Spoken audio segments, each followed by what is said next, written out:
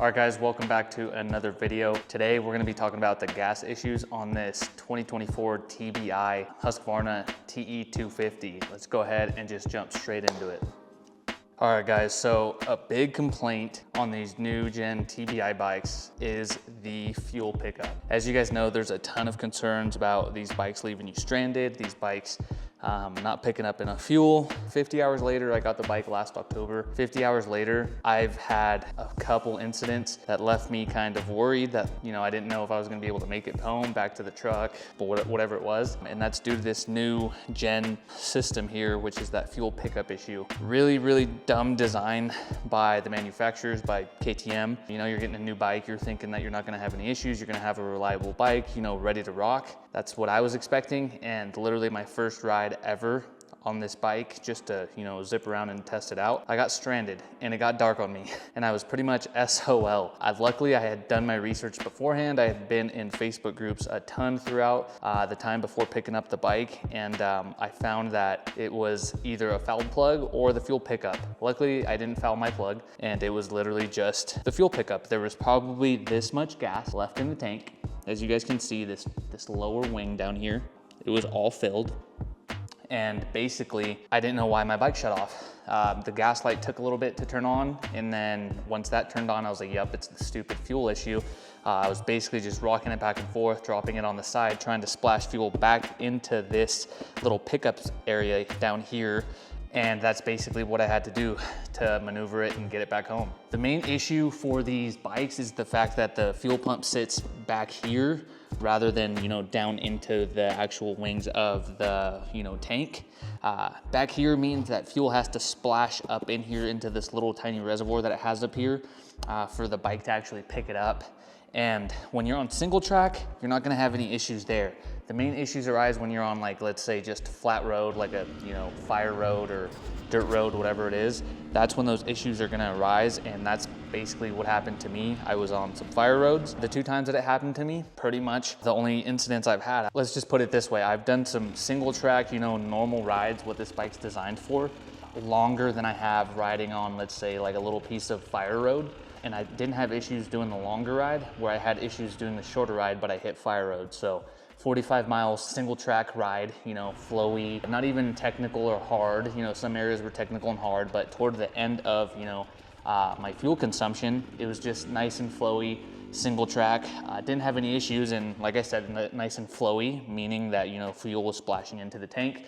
The light never came on, never had one concern about fuel, whereas the other ride that I did was probably like 30 miles or so, and maybe I want to say 10 to 15 of that was single track. And even though it was shorter, less fuel consumption, my light came on and I almost got freaking, I almost had to deal with my bike shutting off again, just because I hit a super long stretch of maybe 10 miles of just like desert, fire road pretty much. Super annoying, super frustrating.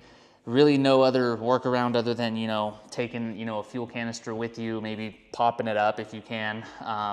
But some riders, they're not gonna be doing that. They don't wanna be worrying about that. So honestly, the only other fix is to just either get a bigger tank or get a Takomoto new fuel pickup fuel pump, where it actually picks it up down here. Con to that is the fact that if you run it super dry, which I don't think most people would, if you run it super dry, you're gonna have to spacing on the word, but basically like recalibrate the pump and kind of like, air it out, get all the air out of it pretty much, and then kind of redo that whole thing. You might have to do that on trail, maybe not, just don't let it run that low. But other than that, just these minor concerns of running out of fuel. Pretty annoying when you're getting a new bike. To me, it's something that I didn't wanna have to be worried about, but as I've ridden, gotten more familiar with the bike, I'm not a whole lot concerned with this issue anymore, just because I know how far I can go. I know the type of riding that I'm doing. I know that I'm probably not gonna get left behind if, I get down here and I'm doing like, single track stuff. If I'm doing fire roads and I'm getting low on fuel, or if I'm like low on fuel, I've been riding single track and then I'm like down to here and then I have to hit like a fire road to get home, I'm probably gonna freaking run into that issue, which sucks and it's super annoying, but not much we can do, just other than complaining to KTM. Hopefully they come out with a better fix than Takomoto's. Takomoto's is still an appropriate fix, but for $200-300, You shouldn't have to be doing that. I'm not gonna be doing that. I carry a 1.5 liter bottle with me just so I don't ever have to worry about these issues. And like I said, I've only had 2 issues ever, and I kind of just plan ahead, you know, map my route, that sort of thing. But you know, when you're out riding, you hit different trails, hit different hills with your buddies.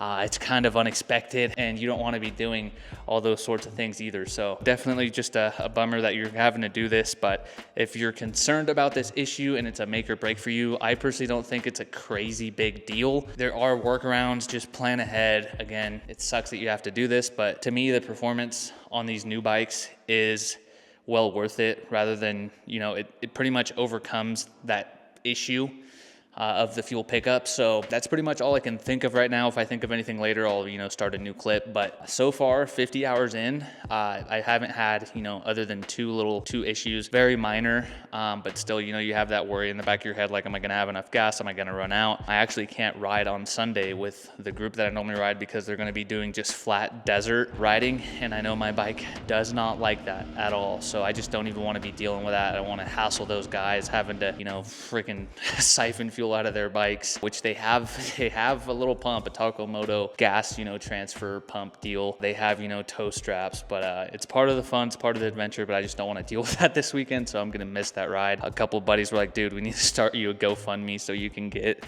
the fuel pump. That way you don't miss any rides. But it sucks. It's a known thing. It's a topic. Some people say they don't have any issues. Others, you know, have had issues. I've had a mix of the two. It can happen to anyone. It just depends on, you know, the type of riding you're doing. So I don't know. Just carry extra fuel, plan ahead, you know, map your route, and you should be good. Anyways, that's all I can think of right now. Not a major deal breaker. The new gen bike pros outweigh this one little con here. So definitely check out my other videos on this Husky, this new TBI, new gen bike. And yeah.